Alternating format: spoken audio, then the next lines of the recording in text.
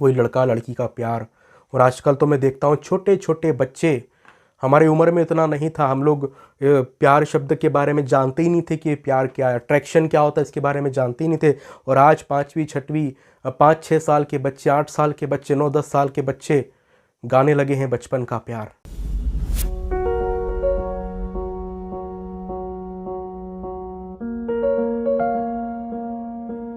आप सबको प्रभु यीशु मसीह के नाम में जय मसीह की। मैं अर्पण मसीह ओमेगा कलीसिया के यूट्यूब चैनल पर आप सबका स्वागत करता हूं। आज का ये वीडियो आप लोगों के लिए बहुत ही आशीषित होने वाला है, क्योंकि आज मैं आपको ऐसी बातें बताने वाला हूं जिसके द्वारा आपकी आत्मिक आंखें खुल जाएगी और आप प्रभु के और अधिक निकट आ जाओगे। आज बहुत से ऐसे लोग हैं जो परमेश्वर की संगति से दूर है, प्रभु से दूर है, उसकी समीपता में नहीं है, उसकी निकटता में नहीं है। और मैं विश्वास करता हूं कि आज इस वीडियो के द्वारा आप प्रभु के और निकट आ जाओगे और परमेश्वर के लिए, प्रभु यीशु मसीह के द्वितीय आगमन के लिए, उसके न्याय के लिए आप अपने आप को तैयार करना शुरू कर दोगे। तो आइए हम लोग वीडियो में आगे बढ़ते हैं। और आज मैं बात करने वाला हूं उन सारे टेलीविज़न शोज़ के ऊपर जो आज इस दुनिया में दिखाए जाते हैं। हमारे भारत में ऐसे बहुत से लोग हैं जो उन टेलीविज़न शो के आदी हो चुके हैं। और मैं जानता हूं कि इस लॉकडाउन में, जब इस कोरोना की वजह से लॉकडाउन लगा था अपने भारत देश में, इस लॉकडाउन में बहुत से लोगों ने, बहुत से मसीह लोगों ने, बहुत से विश्वासियों ने उन टेलीविज़न के उन फालतू शो में अपना समय गंवाया है। बहुत से लोगों ने उन सारे प्रोग्राम्स में और जितने भी टेलीविज़न पे जो भी चीज़ें दिखाई जाती है, चाहे मूवीज़ हो, चाहे जो कुछ भी हो, उन सारी चीज़ों में मसीही लोगों ने, खासकर विश्वासियों ने, प्रभु के लोगों ने अपने समय को गंवाया है। इफिसियों की पत्री और उसके 5 अध्याय और उसके 16 वचन में लिखा हुआ है कि अवसर को बहुमूल्य समझो क्योंकि दिन बुरे हैं। ये वचन मैं जानता हूं और मैं समझता हूं कि ये वचन सबको, यहाँ तक कि सारे विश्वासियों को स्मरण होगा कि इफिसियों की पत्री में लिखा हुआ है कि अवसर को बहुमूल्य समझो क्योंकि दिन बुरे हैं। लेकिन इनको जानने के बाद, या इस वचन को जानने के बाद भी बहुत से लोगों ने इस लॉकडाउन में अपने समय को व्यर्थ में गंवाया है। जो समय वो प्रभु को दे सकते थे, जो समय वो प्रभु की संगति में व्यतीत कर सकते थे, जो समय वो परमेश्वर के साथ सहभागिता में व्यतीत कर सकते थे, उस समय को उन्होंने व्यर्थ में यूं ही गंवा दिया। और एक चीज़ हम हमेशा ध्यान में रखें कि एक बार जो वक्त गुजर जाता है वो दोबारा वापस लौट कर नहीं आता है।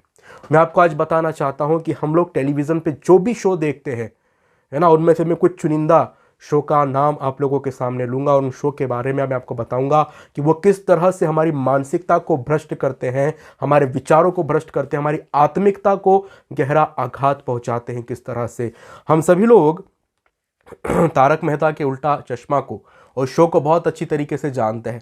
बहुत से ऐसे मसीह लोग हैं जो इस बात का समर्थन करते हैं कि हमें थोड़े से एंटरटेनमेंट के लिए, थोड़े से अपने दिल को बहलाने के लिए, थोड़ा सा हंसी मजाक के लिए उस शो को देख लेने में किसी प्रकार की बुराई नहीं है। उस शो में ऐसा कुछ भी नहीं दिखाया जाता है जो अभद्र हो, जो अनुचित हो। कोई भी अश्लीलता उस शो में नहीं दिखाई जाती है।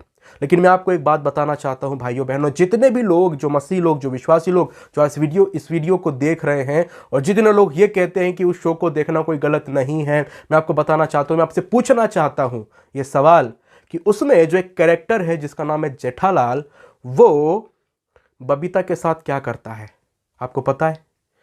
उसकी गलत नज़र रहती है उस लेडी के ऊपर जिसका नाम बबीता है। और हम सभी लोग जानते हैं उस शो में उन दोनों का जो कैरेक्टर है किस तरह से प्रदर्शित किया जाता है। जेठालाल की अपनी खुद की बीवी है, लेकिन उसके बावजूद भी उसकी नज़र दूसरे की बीवी के ऊपर होती है। क्या आज ऐसा ही बहुत से लोग नहीं करते हैं कि खुद के घर में अपनी खुद की बीवी होने के बाद, खुद की पत्नी, खुद की वाइफ होने के बावजूद भी उनकी नज़र दूसरों की बीवियों के ऊपर, दूसरों की पत्नियों के ऊपर रहती है, दूसरी लड़कियों के ऊपर रहती है? ये विचार कहाँ से आया? इस शो से, कि जेठालाल तो ऐसा करता है, मैं भी ऐसा करूँगा तो कुछ गलत नहीं है। साथ ही साथ एक और शो जो चलता है जिसका नाम है भाभी जी घर पर है, उसमें भी जो दिखाया जाता है उसमें भी ऐसा कुछ अच्छा नहीं है जिससे आप कुछ सीखे। ऐसा कुछ भी नहीं है। उसमें वो दोनों पड़ोसी एक दूसरे की बीवी के ऊपर क्या करते हैं? वो वही काम करते हैं जिसको बाइबल में सख्त मना किया गया है। वचन में लिखा हुआ है कि अगर कोई किसी स्त्री के ऊपर कुदृष्टि डाले तो वो उससे व्यभिचार कर चुका अपने मन में। ये बात प्रभु यीशु मसीह ने अपने वचन में कही है सुसमाचार में।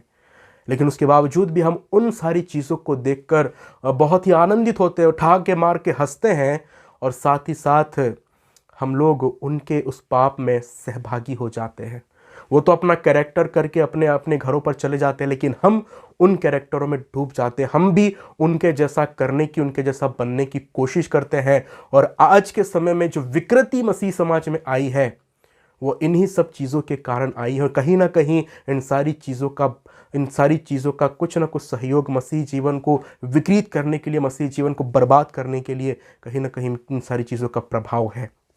कुछ लोग कहते हैं कपिल शर्मा का शो देख लेंगे, कपिल शर्मा शो देखते हैं तो उसमें कोई बुराई नहीं है। कहते हैं कि हंसना सेहत के लिए अच्छा होता है, हंसने से आयु बढ़ती है। और कपिल शर्मा का शो देख के हम सप्ताह भर की सारी टेंशन भूल जाते हैं, सारी चिंताएं भूल जाते हैं। इस प्रकार की दलील उस शो को देखने वाले लोग देते हैं। मसीह लोगों की मैं बात कर रहा हूँ, अन्य जाति लोगों से मेरा कोई लेना देना नहीं है, मैं मसीह लोगों की बात कर रहा हूँ। और मसीह लोग जब उस शो को देखते हैं, मैं आपको बताना चाहता हूँ, उस शो में वो चीज़ होती है जो परमेश्वर नहीं चाहता कि हम करें। उस शो में आने वाले हर एक कैरेक्टर का उपहास किया जाता है, हर एक कैरेक्टर को ठट्ठे में उड़ाया जाता है। हर एक व्यक्ति के शरीर, उसके शरीर की बनावट, उसके शरीर की हालत, उसके चेहरे का, उसके शरीर के मोटापे का, दुबलेपन का, उन सारी चीज़ों का मजाक बनाया जाता है। और इससे बड़ी बात कि उस शो में जितने मेल कैरेक्टर होते हैं वो भी लेडीज़ के कपड़े पहनकर आते हैं, जो बाइबल के अनुसार बिल्कुल अनुचित है। बाइबल के अनुसार किसी भी पुरुष को परमेश्वर ने मना किया है कि वो किसी भी स्त्री के ड्रेस न पहने। लड़का लड़कों वाले ही ड्रेस पहने। जो पुरुष है उनके पहनावे अलग है, स्त्रियों के पहनावे अलग है। लेकिन उस शो में जो अभद्रता दिखाई जाती है, जो ठट्ठा किया जाता, जो उपहास किया जाता, वही हम लोग घरों में देखते हैं। हम लोग देखते हैं कि किस तरह से उस शो में एक दूसरे के ऊपर कमेंट पास किए जाते हैं, वैसे ही घरों में एक दूसरे के ऊपर कमेंट पास होते हैं, है ना। बच्चे आज जो सीख रहे हैं, आज जो बच्चों में जो मसीही गुण नहीं है, आज जो बच्चों में प्रभु का वचन नहीं है, कैसे होगा जब बच्चे उन सारी चीज़ों को बचपन से देखते हैं। हम खुद उनको लेके बैठते हैं उन सारे शो को देखने के लिए। कोई भी एक लाभ मुझे आप बता दो। आप कहोगे कि हंसने से उम्र बढ़ती है। परमेश्वर के वचन में कहाँ लिखा हुआ है कि हंसने से उम्र बढ़ती है? वचन में लिखा हुआ है परमेश्वर का भय मानने से आयु बढ़ती है। परमेश्वर का भय मानने से उम्र बढ़ती है, हंसने से नहीं।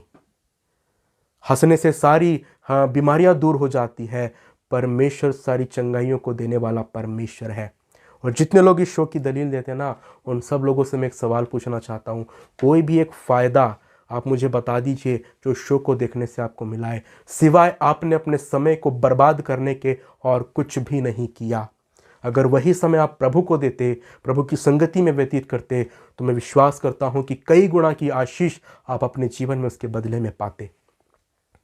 और इसके अलावा जो शो आते हैं टेलीविज़न पर, जो डेली चलते हैं शाम को 6-7 बजे से, जो चालू हो जाते हैं रात के 11-12 बजे तक, हर शो में, हर एक शो को आप लोग देखोगे, उसमें सास बहू के झगड़े के अलावा कुछ भी नहीं दिखाया जाता है, कुछ भी नहीं। और वही सारी चीज़ें उन जो भी लोग टेलीविजन में देखते हैं, वही सारी चीज़ें घर में होती है। फिर लोग बोलते हैं कि मेरे घर में झगड़े क्यों हो रहे, मेरे परिवार में झगड़े क्यों हो रहे हैं। अरे भाई, जब आप उन सारी चीज़ों को देखोगे तो उसके जैसा माहौल आपके घर में बनेगा नहीं। जो आप देखोगे टेलीविज़न पे, किस तरह से सास जो है अपनी बहू के लिए जालसाजी करती है, कैसे बहू अपनी सास के लिए जालसाजी करती है, वही सारी चीज़ें आप लोगों के जीवन में आएगी नहीं कहीं ना कहीं। फिर आप उसको दोष क्यों देते हैं कि मेरे परिवार में इसकी वजह से लड़ाइयाँ हो रही, उसकी वजह से लड़ाइयाँ हो रही। उन सारी लड़ाइयों की वजह आप खुद है, जो उन सारी चीज़ों को समय देते हो, और वो सारी चीज़ें आपके अंदर जाती है और फिर वही एक रूप में बाहर आती है। परमेश्वर के वचन में लिखा हुआ है मरकुस के सुसमाचार में कि चौकस रहो कि क्या सुनते हो। और हमें चौकस रहना है उस चीज़ के लिए भी कि हम क्या देखते हैं। हमारा देखना, हमारा सुनना, हमारा बोलना, इन सारी चीज़ों का न्याय होगा एक दिन, जब हम स्वर्गीय सिंहासन के सामने खड़े होंगे। हमने जीवन भर क्या देखा है उसका न्याय प्रभु लेगा। हमने जीवन भर जो सुना है उसका न्याय प्रभु लेगा। हमने जीवन भर जो बोला है उसका न्याय प्रभु लेगा। मसीह जीवन कोई साधारण जीवन नहीं है जिसको हम हल्के में लेकर चले भाइयों बहनों। हम उस राज्य के वारिस होने वाले हैं जो स्वर्ग का राज्य परमेश्वर अपने चुने हुए लोगों को देना चाहता है। और उस राज्य के लिए हम अपने आप को कैसे तैयार कर रहे हैं? जब इन सारी चीज़ों में हम अपने समय को बिताएंगे तो प्रभु के लिए तैयार करने के लिए, प्रभु के लिए अपने आप को तैयार करने के लिए हमारे पास समय कहाँ है?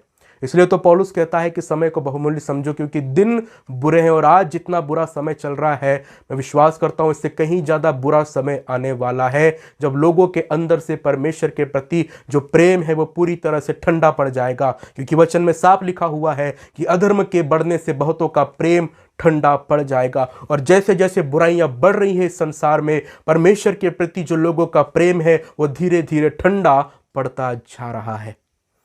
धीरे धीरे लोग परमेश्वर के साथ समय बिताना भूल रहे हैं। उनके पास समय नहीं है। जो 1-1.5 घंटा Kapil Sharma show, big boss और ये भी जितने भी शो टेलीविज़न पे चलते हैं, वो समय अगर आप प्रभु को दोगे तो प्रभु इसके बदले में कितनी आशीष आपको देगा, आप कल्पना भी नहीं कर सकते। हम क्या करें? हमारे पास समय रहता है, हम घर में बोर हो जाते हैं, हम लोग क्या करें? हमारे पास करने के लिए कुछ नहीं है, दिल बहलाने के लिए टीवी देख लेते हैं।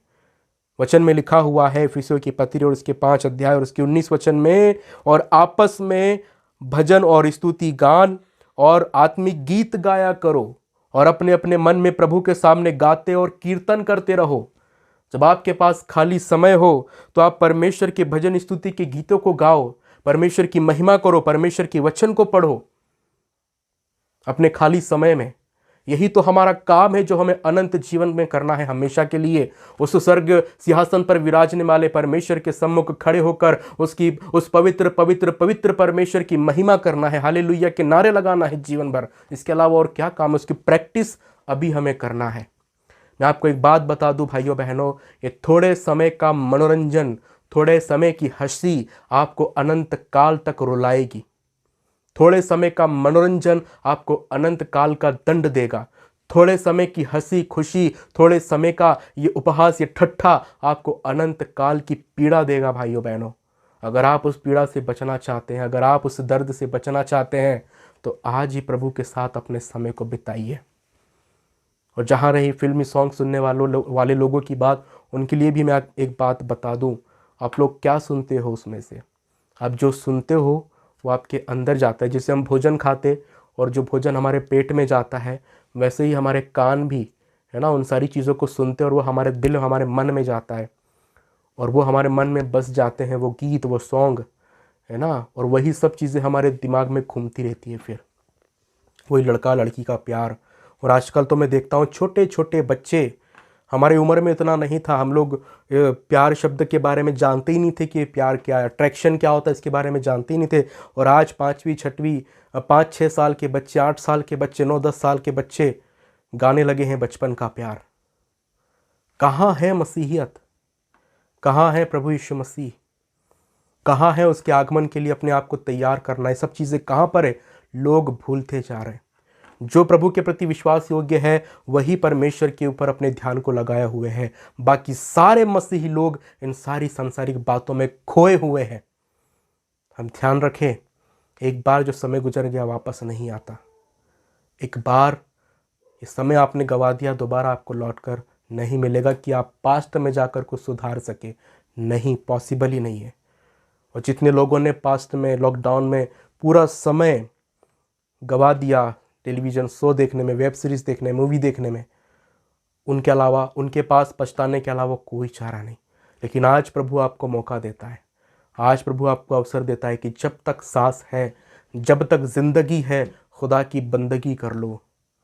और जब सांस रुक जाएगी तो उस खुदा की बंदगी आप नहीं कर पाओगे। इस चीज़ को हमेशा याद रखना। जब तक ज़िंदगी है तब तक बंदगी है। जब तक ज़िंदगी है उस खुदा की बंदगी कर लो। सांस रुक गई तो सिवाय उस न्याय सिंहासन के सामने खड़े होने के अलावा आपके पास कोई चारा नहीं रहेगा। आप उस समय फिर कितनी ही दलील क्यों ना दे दो, कोई काम नहीं आएगी। जब तक आपके नथनों में सांस है, जब तक आपके दिल की धड़कन चल रही है, प्रभु को स्वीकार करें, अपने पापों के लिए पश्चाताप करें और जो समय प्रभु का है वो प्रभु को दें। क्योंकि जो समय आप प्रभु को दोगे उसकी आशीष आपको मिलेगी, और नहीं प्रभु को दोगे, न्याय के समय उसका भी हिसाब आपको देना पड़ेगा। परमेश्वर आपकी सहायता करे, आपकी मदद करे। और जितने भी लोग ये सारे टेलीविज़न शो देखते हैं, मैं आपसे निवेदन करता हूँ कि इनको प्लीज़ देखना बंद कीजिए। सारी नेगेटिविटी, सारे गलत थॉट्स, इन सारी चीज़ों से ही हमारे मन में आते हैं। हम क्यों अपने दिमाग को भ्रष्ट कर रहे हैं इन सारी चीज़ों से। चाहे किसी भी शो के विषय में आप ले लीजिए, सारे शो आपके मेंटली हेल्थ को डिस्टर्ब करते हैं। आपके मस्तिष्क, आपकी विचारधारा, आपके सोचने समझने की शक्ति, उसके ऊपर एक बहुत ही गहरा प्रभाव डालते हैं ये सारी चीज़ें। तो इन चीज़ों से बचिए। वचन में जैसा कि हमने पढ़ा, आत्मा से परिपूर्ण होते जाओ, इफिसियों 5:18। आत्मा से परिपूर्ण होते जाओ, आपस में भजन और स्तुति गान और आत्मिक गीत गाओ, अपने मन में प्रभु के सामने गाते और कीर्तन करते रहो, और सदा सब बातों के लिए हमारे प्रभु यीशु मसीह के नाम से पिता परमेश्वर का धन्यवाद करते रहो। यही आपकी आत्मिक सेवा है और इसी के लिए आप इस संसार में चुने गए हैं, अलग किए गए हैं। इसलिए पौलुस कहता है, अपने बुलाए जाने और चुन लिए जाने को तो सोचो। आप बुलाए गए, चुन लिए गए, इसके ऊपर जरा गंभीरता से विचार कीजिए कि आप किस लिए बुलाए गए, चुने गए और किस लिए अलग किए गए हैं। परमेश्वर आप सबकी सहायता करे। आप सबको जय मसीह की।